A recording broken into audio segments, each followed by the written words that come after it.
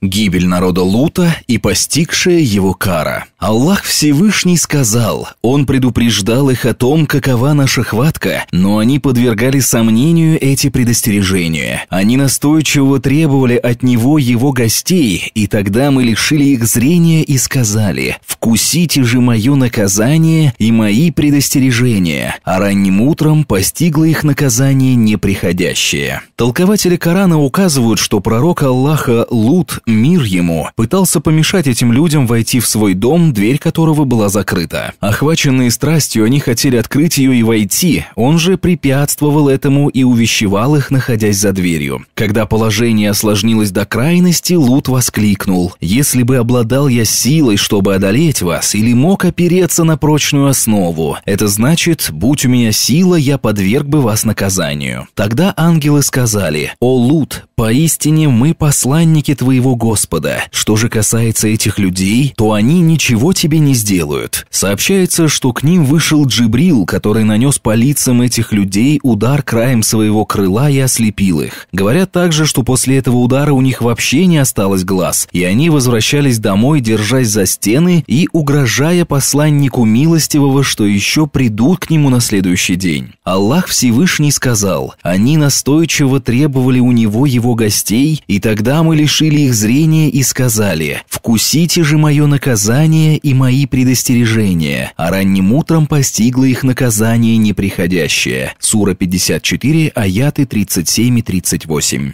Таким образом, ангелы явились к Луту, мир ему, и велели ему отправляться в путь со всеми членами его семьи, сказав: «И пусть никто из вас не оглядывается». Сура 11, аят 81, сура 15, аят 65. Это означало, что им не следовало поворачиваться, когда они услышат звук, которым будет сопровождаться наказание. Кроме того, ангелы велели Луту идти позади всех. Слова «кроме твоей жены» могут означать, что Луту следовало двинуться в путь со всеми членами его семьи, кроме жены. Возможно, также в этом аяте речь идет о том, что не повернется никто из них, кроме его жены, в результате чего ее поразит то же, что и народ Лута. Однако более вероятным следует считать первое толкование.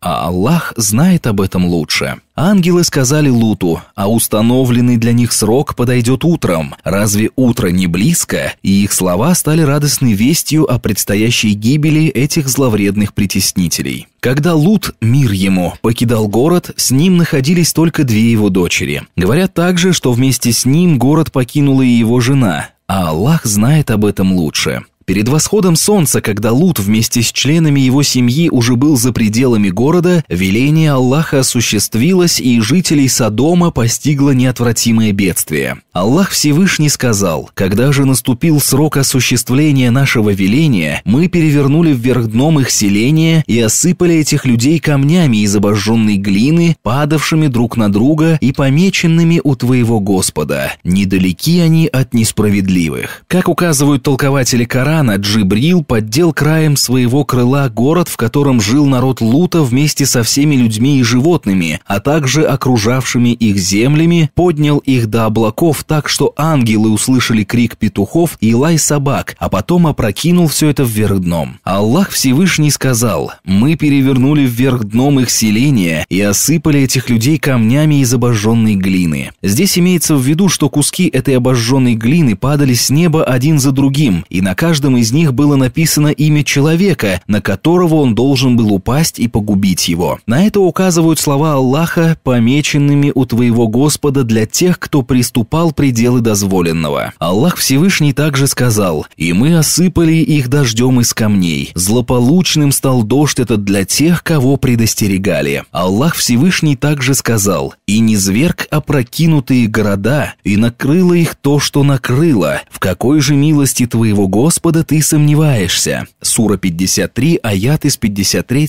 по 55. Здесь подразумевается, что по воле Аллаха Джибрил перевернул эти города вверх дном, и они были засыпаны кусками обожженной глины, которые один за другим падали с неба подобно дождю. На каждом таком куске было написано имя того, кого он должен был поразить, включая тех, кто находился в этих городах, и тех, кто покинул их и находился в пути.